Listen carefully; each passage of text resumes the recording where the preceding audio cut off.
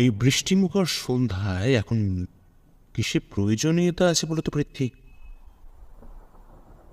আমি মুখের সামনে থেকে বইটা সরিয়ে বলি, ভায়া সম, এই অন্ধকার বৃষ্টিমুখর সন্ধ্যায় তোমার কবিতাপ্রবণ মনের প্রশ্নের উত্তর আমার কাছে নেই ভায়া। তাই যদি তুমি সমুখ জানলার সামনে থেকে সরে এসে আমার পাশে থাকা চেয়ারে বসে বলে, দেখো পৃথ্বী, আমি যখন ছোট ছিলাম তখন গ্রামের রবি দাদুর মুখে বলা সব ভৌতিক কাহিনী, রোমাঞ্চকর অ্যাডভেঞ্চারের কাহিনী শুনে রাখতাম। আর সেই সমস্ত কাহিনী এখন স্মৃতি রোমন্থন হয় বৃষ্টিমুখর সন্ধ্যা হলেই। হ্যাঁ, এটা ঠিকই বলেছ সম, এই কথাটা তোমার স্বীকার করতেই হচ্ছে ভায়া। আমারও একরকম অনেক ছোটবেলার স্মৃতি রয়েই গেছে। পৃথ্বী, আর সেই সমস্ত রবি দাদুর বলা কাহিনীর মধ্যে তন্ত্র কাহিনী ছিল আমার সবচেয়ে বেশি পছন্দের। এরপর সমক আমার দিকে ঝুঁকে পড়ে বলে, আচ্ছা পৃথ্বী, বলো তো তন্ত্র মানে কি? আমি সামান্য ভেবে বলি, আমি যেটুকু জানি তা তন্ত্র মানে তনু, ব্যাস সেইটুকু। হ্যাঁ, ঠিকই বলেছ তুমি, তবে আর একটু সংযোজিত হবে ভায়া।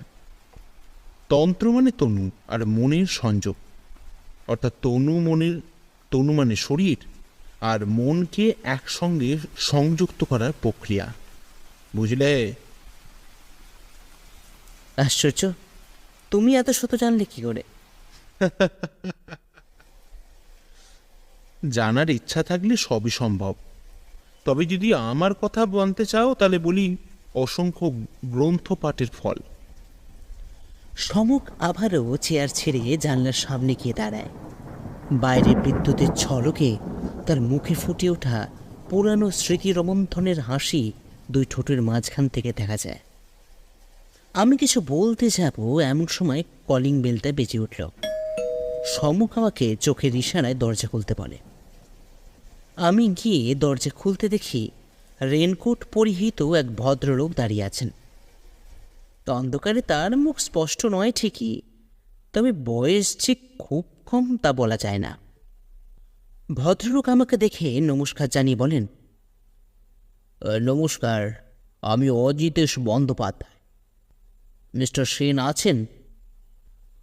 হ্যাঁ আছেন, আপনি ভেতরে আসুন।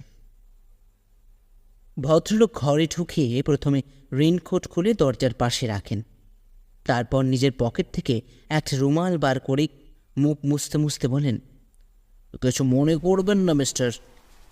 পৃথ্বীজিৎ দত্ত, সমকের বন্ধু কাম সহায়ক। ও আচ্ছা, আসলে মিস্টার দত্ত, এই বৃষ্টি মাথায় এখানে এসে আপনাদের বিরক্ত করতে আমি চাইনি, এবং তার জন্য অসংখ্য দুঃখিতও বটে। কিন্তু না না, ওসব কিছু ব্যাপার না, আপনি আসুন।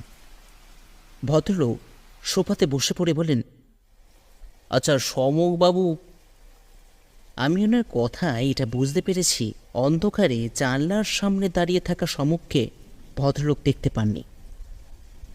আমি কিছু বলতে যাব অমনি সমক কাছে এসে বলে, অন্ধকারকে সরাতে এসে আলোর খোঁজে এসেছেন মিস্টার ব্যানার্জি, তাই চারপাশে যতই অন্ধকার থাকুক না কেন, মনের ভেতরের আলোটা কিন্তু জ্বালিয়ে রাখা দরকার।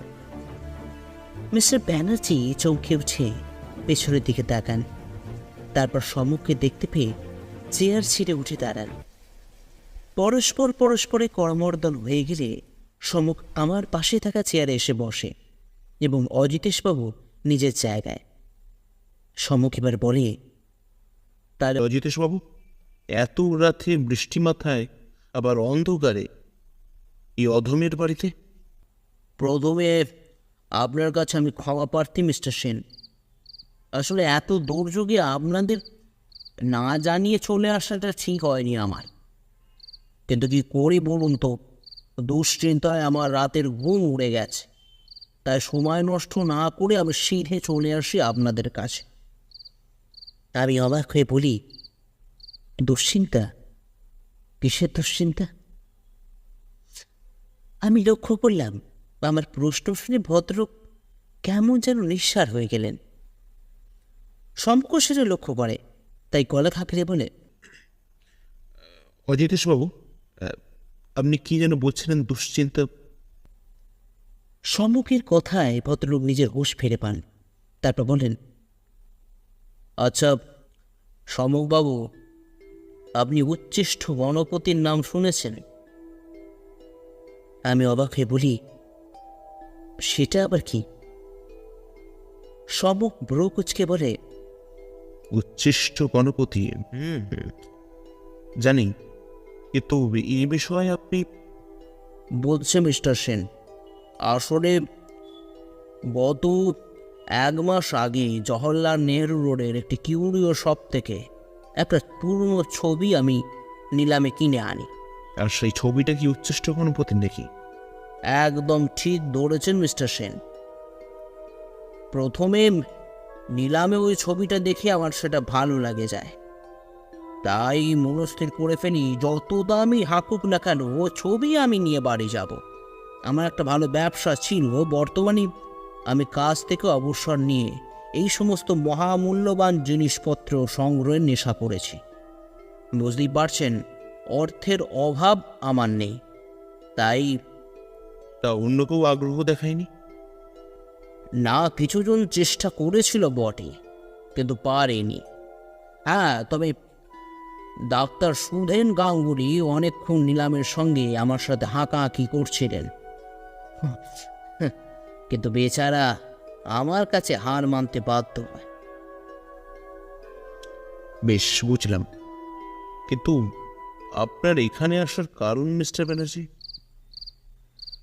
সম্মুখের মুখে প্রশ্নটা শুনে অজিতেশবাবু কেমন যেন ঝিমিয়ে পড়েন।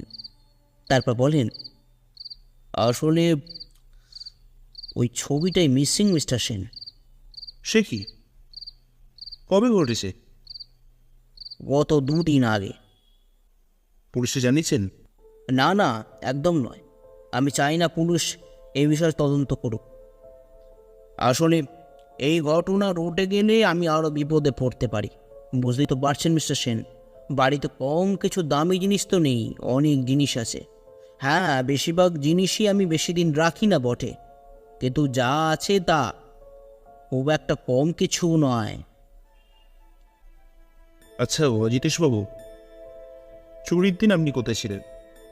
এটাই তো সমস্যা মিস্টার সেন।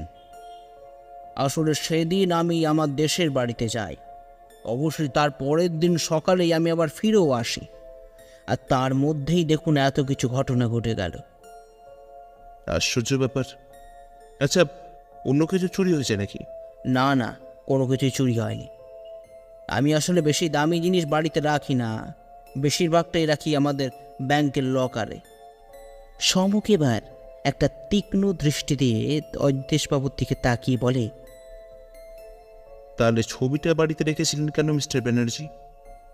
ভদ্রলোক সামান্য মুচকি এসে বলেন, "হুঁ, আসলে ছবিটার ওপর আমার কেমন যেন একটা মায়া পড়ে যায়, আর সেইটাকে আমার শোয়ার ঘরে আমার বিছানার ঠিক মাথার ওপর টাঙিয়ে দিই। অদ্ভুত ব্যাপার কি জানেন মিস্টার সেন, ছবিটা দেখলেই আমার মনটা কেন ভালো হয়ে যেত, তাই বুঝতেই তো পারছেন। বুঝলাম। আচ্ছা, আপনি ছাড়া বাড়িতে আর কে কে আছেন? কেউই নয়, আসলে আমি বিবাহ করিনি। থাকার মধ্যে আছে মধু, ওই সারাক্ষণ আমার দেখভাল করে, রান্না বান্না, বাড়ির কাজ কর্ম, পরিষ্কার পরিচ্ছন্ন সবই ওরই কাঁধে। লোকটা কি বিশ্বস্ত? দেখুন সমকবাবু, আজ থেকে 15 বছর আগে ও আমার গ্রামের বাড়িতে আমার সাথে দেখা করতে আসে একটা কাজের খোঁজে, আর তখন থেকেই ও আমার সঙ্গে থেকে যায়। বুঝলাম। এরপর সমক কিছুক্ষণ চুপ করে থেকে বলে, আচ্ছা, আপনি আপনার দেশে কেন গিয়েছিলেন? জমি জমা সংক্রান্ত একটা কাজে বর্ধমানে যাই। বুঝতেই পারছেন শরীকী ব্যাপার, তাই ঝামেলার সুরাহা করতে যাওয়া, কিন্তু উল্টে আরও গণ্ডগোল বেড়ে যায়। তাই সেদিন রাতেই আমি ফিরে আসতে চাই। কিন্তু মধু বলে অত রাতে কলকাতায় যাওয়া ঠিক হবে না। তাই সেই রাতটা গ্রামের বাড়িতেই থেকে পরদিন সকালেই কলকাতা ফিরে আস। আর ফিরে এসে দেখি দোতলায় আমার বেডরুমে কেউ ঢুকে জিনিসপত্র যত্রতত্র ছড়িয়ে পরে ছবিটা নিয়ে চলে যায়। অচিতেশবাবু একটু থামলেন, তারপর বললেন, এবার আপনি আমার সাহায্য করুন মিস্টার সেন। এই বিপদ থেকে আমাকে উদ্ধার করুন। বিপদ থেকে তো উদ্ধার করবো মিস্টার ব্যানার্জি, কিন্তু একবার আপনার বাড়িতে না গেলে এই বিষয়টা তো ঠিক পরিষ্কার হচ্ছে না। বেশ, তো কালকে চলুন না। আমি ঘরটাকে একই অবস্থায় রেখে দিয়েছি যাতে আপনার তদন্তের সুবিধা হয়। সেটা খুব ভালো করেছেন। ঠিক আছে, তাহলে কালকেই দেখা হচ্ছে, তারপর নয় দেখা যাবে। ভদ্রলোক চলে যেতেই আমি সমককে বলি, আচ্ছা সমক, তুমি কি সত্যি কেসটা নেবে? সমক আমার প্রশ্ন শুনে অবাক হয়ে আমার দিকে তাকিয়ে দেখে, তারপর নিজেকে সামলে বলে, হ্যাঁ, কেসটা নেব, কি নিয়ে তো ফেলেছি। এবার বলো তো তুমি কি করতে চাও কেসটা নিয়ে? আচ্ছা এবার বলো তো, তুমি কি চাও না কেসটা আমি নিই? না তা না না, তা ঠিক নয়। আসলে অজিতেশবাবুর কথার মধ্যে কেমন যেন একটা জড়তা লক্ষ্য করলাম, তাই ভাবছি তোমার যদি কিছু একটা। কিচ্ছু হবে না ভায়াপ্রীতি, তবে একটা কথা বলতে পারি আমি তোমায়। কি? কেসটায় জটিলতা কত থাকবে আমি জানি না, কিন্তু এটা বলতে পারি, এই কেসে আমি মাথা খাটানোর যথেষ্ট সুযোগ পাবো, বুঝলে? এবার চলো তাড়াতাড়ি খাওয়া সেরে শুয়ে পড়ে যাক, কারণ সকালে আবার রওনা দিতে হবে। এখন ঘড়িতে সকাল 10টা বাজে। আমি আর সমক দাঁড়িয়ে আছি অচিতেশবাবুর বাড়ির সামনে। বাড়ির সামনে লোহার গেট, তার ভেতরে দামি একটা বিদেশি গাড়ি। বাইরে থেকে তো অজিতেশবাবুর অবস্থা যথেষ্ট ভালো বলেই মনে হয়। আমি আর সমক ফটক পেরিয়ে দাঁড়াই সদর দরজার সামনে। সমক কলিং বেল টিপতেই মিনিট 2 মধ্যে এক মাঝবয়স্ক ভদ্রলোক বাইরে বেরিয়ে আসেন। তার পরনে ধুতি আর গায়ে স্যান্ডো গেঞ্জি, মাথায় কাঁচা পাকা চুল, তার ডান হাতে খুন্তি। তার মানে ইনি হলেন মধু। আমাদের দেখে তিনি জিজ্ঞাসা করলেন, আগে কাকে চাই? সমক বলে, অজিতেশবাবু আছেন নাকি? হ্যাঁ, তা আছেন বই কি। তেনাকে গিয়ে বলুন সমকবাবু এসেছেন। মধুর আর বলতে যাওয়া হয়নি, তার আগেই অজিতেশবাবু চলে আসেন। আরে আসুন আসুন মিস্টার সেন, আসুন, আপনাদের অপেক্ষায় তো পড়ছে এতক্ষণ ধরে। ভদ্রলোক আমাদের ড্রয়িং রুমে নিয়ে গিয়ে একটা সোফাতে বসতে বলেন। আমরা নিজেদের আসন গ্রহণ করার পর সমক বলে, মিস্টার ব্যানার্জি, আগের দিন বলেছিলেন যে আপনি মানে আপনারা দুজন মাত্র লোক, তাহলে এত বড় বাড়ি? মশাই, বাড়িটা বাবাই তৈরি করে গিয়েছিলেন।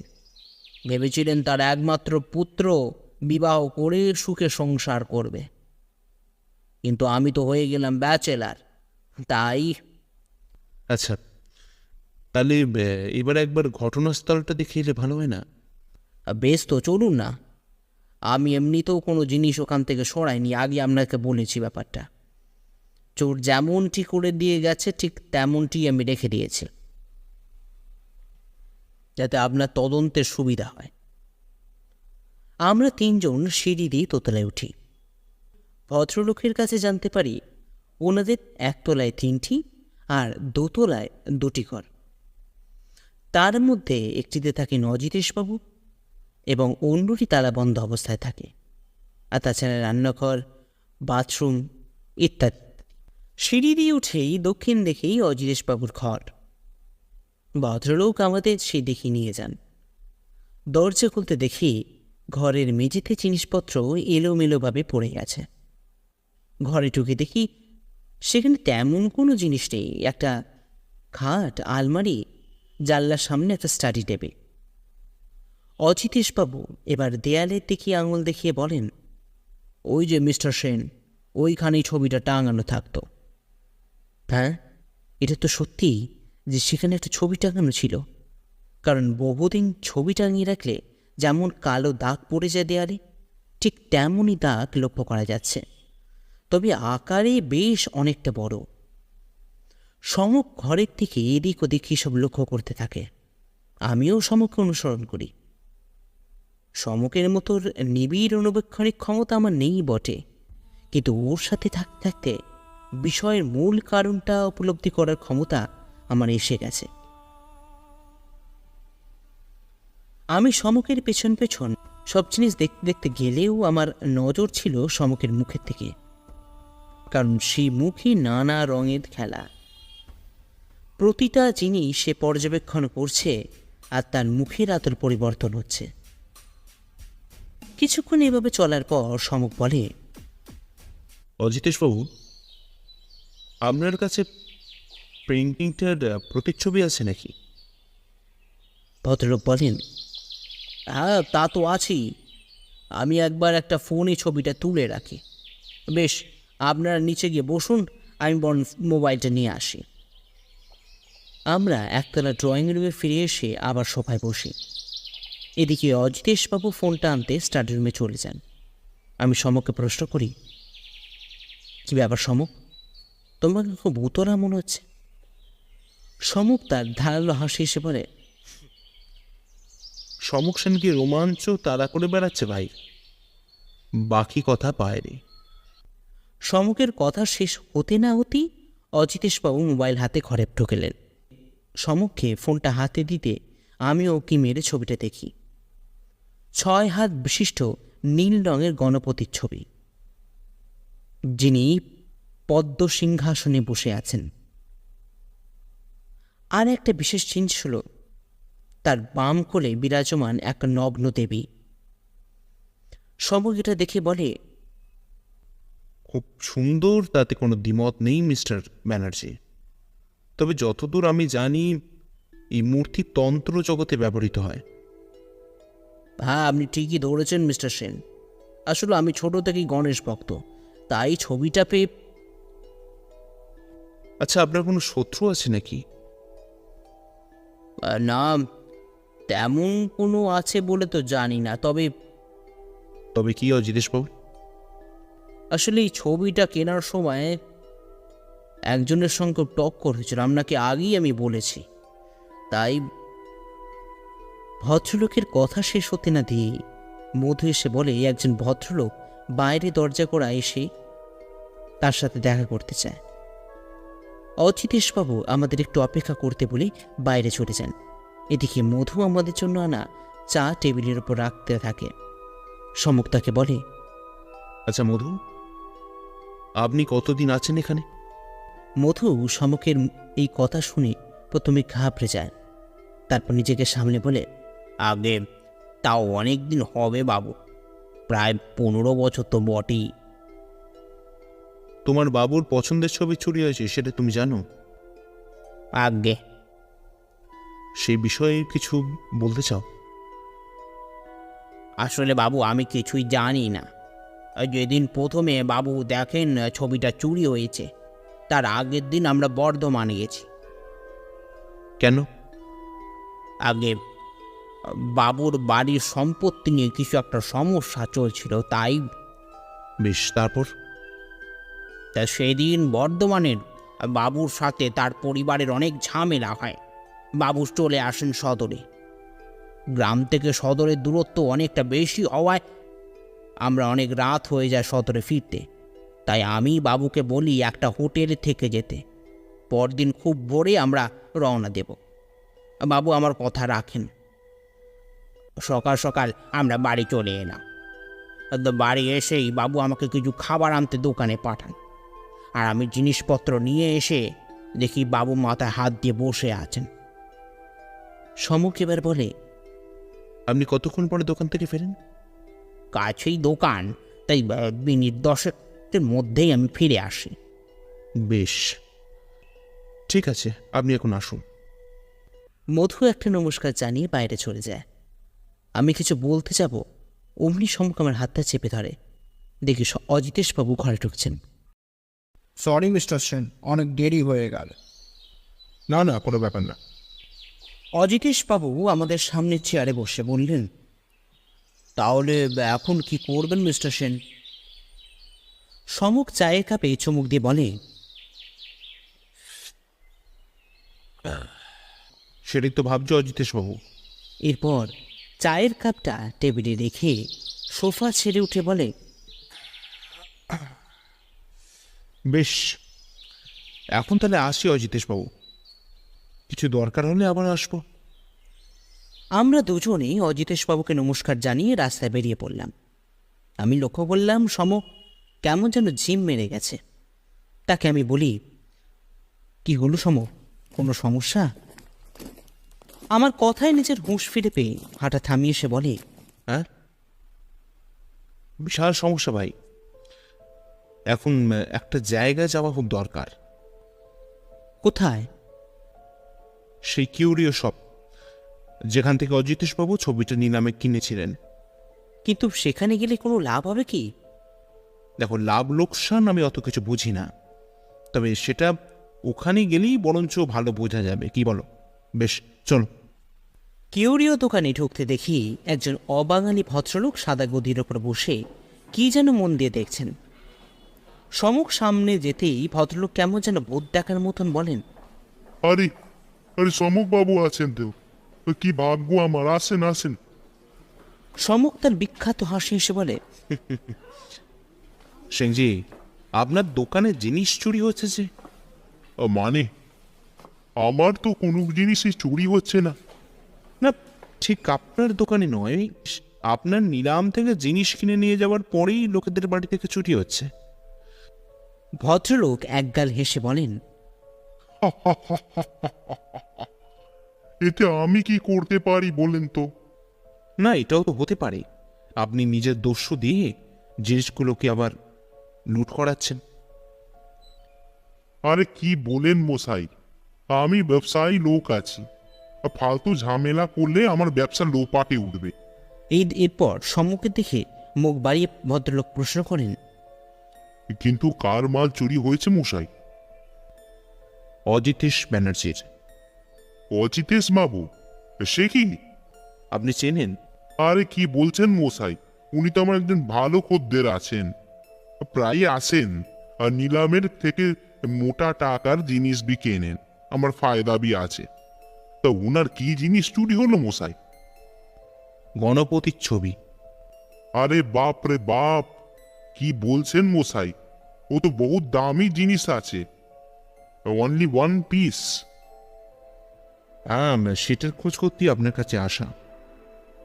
দেখেন মিস্টার সেন, হ্যাঁ আমি মানছি যে আমার কাজ একেবারে এক নম্বরই নেই, দু নম্বরই বি আছে, কিন্তু তা বলে আমার ভালো খদ্দেরের বাড়িতে গিয়ে আমি জিনিস চুরি করে আনবো না। বেশ, বুঝলাম। আচ্ছা, ওই ছবিটা আর কারো নজর এসেছিল কি, বলতে পারেন? দেখেন সমক বাবু, ও চিজ বহুত বাড়িয়া ছিল, তাই নজর তো থাকবেই। তবে আমার এখানে যারা আসেন তারা চুরি করতে পারেন এরকম আমি বলতে পারি না। হ্যাঁ, তবে লোভবশত এটা হতেই পারে। বুঝলাম। আচ্ছা, আপনি তো বললেন ওয়ান পিস, তাহলে ওটার দাম বাজারে, মানে বর্তমান বাজারে কত হওয়া উচিত ছিল? কি বলেন মশাই, ও বলাবি আমার মুখ দিয়ে বেরোবে না। প্রায় ধরে রাখেন ওই 20 লাখের উপর তো হবেই। বেশ, ঠিক আছে, আমরা এখন উঠি সিংজি, তবে কাউকে বলবো না যে আপনারা এখানে এসেছিলেন, তাই তো? একদম।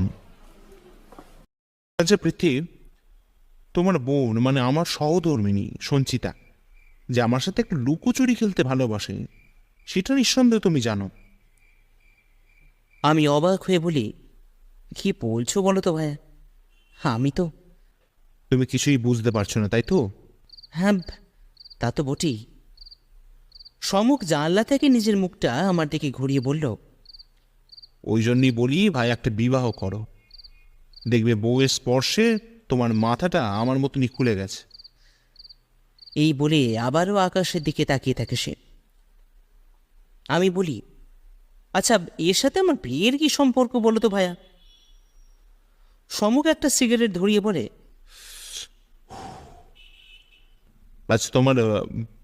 আজ তোমার বন্ধুর পরীক্ষা, বুঝলে? আচ্ছা, তুমি কি বলছো? আমি কিছুই মানে তোমার কথা আমি কিছুই বুঝতে পারছি না সম। যদি একটু পৃথ্বী বলবো, অবশ্যই বলবো। সময় হলেই সব কিছুই জানতে পারবে। তবে একটা কথা জেনে রাখো ভাই, সমক সেনকে বোকা ভাবা খুবই মূর্খের কাজ। এরপর চেয়ার ছেড়ে উঠে দাঁড়িয়ে পড়ে, বেশ, চলো শুয়ে পড়া যাক, কারণ অনেক কাজ আছে। হে, প্রস্তুত থেকো। এরপর একটা হাসি হেসে সে শুতে চলে যায়। আমি এটুকু ভালো বুঝতেই পারছি যে বড় কোনো চক্রবহ ভেদ করতে চলেছে সমক। হয়তো চোর কে সেটাও বুঝতে পেরে গেছো। এখন খালি সময়ের অপেক্ষা। চলুন শুয়ে পড়া যাক। আমরা কোথায় চলেছি সমক? সমাধানের পথে পৃথ্বী, সমাধানের পথে। সকাল সকাল হেয়ালি করো না তো। হেয়ালির যে কি ভীষণ হতে পারে তা আজ বুঝবে ভায়া। এরপর সমক আর কোনো কথা বলে না। আমাদের গাড়ি যখন অজিতেশবাবুর বাড়ির সামনে গিয়ে দাঁড়ায়, তখন দেখে পুলিশের একটা জিপ সেখানে দাঁড়িয়ে আছে। আমি সমককে বলি, অজিতেশবাবু কি তাহলে? আমার কথা শেষ হতে না দিয়ে সমক বলে, না পৃথ্বী, এখন এসো, পরে জানতে পারবে। ঘরে ঢুকতে যাকে দেখলাম তাকে অজিতেশবাবুর বাড়িতে আসা আমি করিনি। তবে সমকের বিষয়টা আমি বলতে পারবো না, কারণ ওর মুখ দেখে কিছুই বোঝার উপায় নেই। ইন্সপেক্টর কমলবাবুকে দেখে আমি বলি, আরে আপনি এখানে কি করছেন কমলবাবু? সমক কমলবাবুকে কিছু বলতে না দিয়ে বলে, আমি এমনটাই আশা করেছিলাম অজিতেশবাবু। অজিতেশবাবু অবাক হয়ে বললেন, কেন এমন বলছেন কেন? সমক সোফাতে গা এলিয়ে দিয়ে বলে, বলছি কারণ, এক প্রকার এক কারণই বলছি। আমি বলি, কি হেয়ালি করছো বলো তো কাল থেকে ভায়া?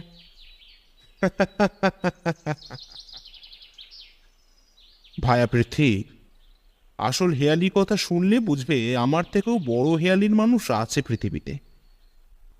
সমকের এরকম উত্তরে আমি আকাশ থেকে পড়লাম। বললাম, মানে? মানে? এরপর অজিতেশবাবুর দিকে ফিরে সমক বলে, সেটা আমি বলবো না আপনি বলবেন অজিতেশবাবু? অজিতেশবাবু অবাক হয়ে বলেন, আপনি কি সব এসে থেকে বলছেন? আমি তো কিছুই বুঝতে পারছি না মিস্টার সেন। অবাক হচ্ছেন তাই না? এরপর কমলবাবুর দিকে ফিরে প্রশ্ন করে, আচ্ছা কমলবাবু, আপনার তো আমাদের সাথে বহু বছর ধরেই পরিচয়, তাই না? এই হ্যাঁ মশাই, তা তো বটেই। তাই এমনটা করলেন কেন? কমলবাবু দুবার ঢোক গেলে চুপ করে গেলেন। সমক এবার অজিতেশবাবুর থেকে ফিরে বলে, এসবের কি খুব একটা দরকার ছিল অজিতেশবাবু? হঠাৎ আমাদের চমকি দিয়ে অজিতেশবাবু হো হো করে হেসে ওঠেন। তারপর সমকের হাত দুটো ধরে করমর্দন করতে করতে বলেন, ধন্যী মশাই আপনার অধ্যাবসায়। এখন বলতে আমার কোনো বাধা নেই, আমি আপনার কাছে পরাজিত, তবে সেটা খুবই সম্মানের। আমি এবার নিজের কৌতূহল চাপতে না পেরে সমককে বলি, কি ব্যাপার বলো তো সমক, আমাকে একটু খুলে কিছু বলবে? সমক এবার সোফা ছেড়ে উঠে আমাদের সামনে পায়চারি করতে করতে বলে, দেখো ভায়া পৃথ্বী, বর্তমান পৃথিবী, বিশেষ করে এই কলিকালে বড় জটিল। এখানে পদে পদে অগ্নি পরীক্ষা না দিলে নিজেকে প্রমাণ করা যায় না। ঠিক তেমনই এক অগ্নির পরীক্ষা ব্যবস্থা করে রেখেছিলেন অজিতেশবাবু, শুধু আমার জন্য। আসলে উনি জানতে চেয়েছিলেন আমার বুদ্ধির তীক্ষ্ণতা ঠিক কতটা, আর তার জন্যই নিজের কিনে আনা ছবি সরিয়ে ফেলেন। তারপর চুরি হয়ে গেছে বলে একটা ফন্দি বেঁধে শীতে চলে যান আমাদের বাড়িতে। তার মানে ছবিটা চুরি হয়নি? কে বলল সেটা? আমি কি বললাম? ছবি অবশ্যই চুরি গিয়েছে, আর সেটা চুরি করেছেন অজিতেশবাবু নিজেই। আমি তো অবাক। তারপর বলি, হ্যাঁ মানে? হ্যাঁ পৃথ্বী, অজিতেশবাবু। আসলে উনি কমলবাবুর কাছ থেকে আমার কথা জানতে পারেন। যতদূর মনে হয় ওনার বর্ধমানের জমির রহস্যে কিনারা করতে এক সত্যান্বেষের দরকার উনি বোধ করেন। পরে কমলবাবুর সাথে যোগাযোগ করতে উনি আমার নামটা রেকমেন্ড করেন। কিন্তু কিসের কিন্তু? কিন্তু মুশকিল হলো অন্য জায়গায়। ওনার জমি মামলায় জটিল কেস সঠিক হাতে যাবে কিনা উনি যাচাই করতে এই পরীক্ষার ব্যবস্থা করেন। অজিতেশবাবু এবার বলেন, কিন্তু মশাই আপনি বুঝলেন কিভাবে? সমকে নিজের চশমা ফাঁক দিয়ে অজিতেশবাবুর দিকে ফিরে বলে, চোর চুরি করতে এলে অত পরিপাটি করে জিনিসপত্র ছড়িয়ে রাখেন না অজিতেশবাবু। আর তার উপর অত বড় ছবি চুরি করে নিয়ে যাওয়া চারটিখানি ব্যাপার না যদি একলা আসে। তাই সমস্যার সমাধান করতে আমার বিশেষ বেগ পেতে হয়নি। আর হ্যাঁ, আরেকটা জিনিস। এই বলে নিজের পকেটের ভেতর থেকে একটা কার্ড বার করে সে দেখায়। তাতে লেখা ইন্সপেক্টর কমলবাবুর একটি ভিজিটিং কার্ড। এরপর সমক বলে, ব্যাস, এই কার্ডটা পেয়ে আমি 2-2 4 করে দিই। বর্ধমান থেকে আসার সময় আপনি কমলবাবুর সাথে কথা বলে সব ঠিক করে নেন।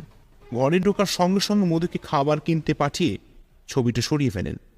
কিন্তু আসল ছবিটা এখন কোথায় সমক? সমক সোফায় এসে আমার পাশে বসতে বসতে বলে, যতদূর মনে হয় দোতলায় অজিতেশবাবুর ঘরের পাশের ঘরে, যেখানে তালা চাবি দেওয়া আছে, তার মধ্যেই ছবিটা আছে। ব্রাভো ব্রাভো, আপনার জয় হোক মশাই, বলে ওঠেন ইন্সপেক্টর কমলবাবু। সমক এবার নিজের চশমা পরিষ্কার করতে করতে বলে, তাহলে অজিতেশবাবু রহস্য সমাধানের উপায় স্বরূপ ছবিটা দেখা যেতে পারে তো? আলবাদ মশাই। আমরা চারজন এখন দাঁড়িয়ে আছি উচ্ছিষ্ট গণপতি ছবির সামনে। সত্যি, এক কথায় যাকে বলে অনবদ্য। অজিতেশবাবু বললেন, মশাই আপনি এমনিতে বেশি দিন জিনিস রেখে দিই না, বেচে দিই, কিন্তু এই ছবিটা আমি কাছছাড়া করতে পারিনি। তা নিজের ঘরেই ওটাকে টাঙিয়ে রাখি। পরে আপনাদের দক্ষতা দেখার জন্য এই ব্যবস্থা। বেশ ভালো করেছেন অজিতেশবাবু। সত্যি ছবিটা কিন্তু খুবই সুন্দর, এক কথা অনবদ্য। তারপর আমার দিকে ফিরে সমক পড়ে, কি ভাই আপের ঠিক এবার এই ঘটনার কি নাম রাখবে ভাবছ? আমি এক দৃষ্টিতে একবার সমকের দিকে আর একবার ছবিটার দিকে তাকিয়ে বলি, এখন কিছু বুঝতে পারছি না সমক, দেখি। সমক মৃদু হেসে বলে, তোমার অনুমতি থাকলে আমি এবারে নামকরণটা করতে পারি ভাইয়া। মা, এ কি বলছো ভাই? আমাকে লজ্জায় ফেলে দিচ্ছ। অবশ্যই পারো, তোমার কাণ্ড নিয়েই তো রচনা। সমক এবার তার বিখ্যাত ধারালো হাসি হেসে বলে, ছল ছবি রহস্য।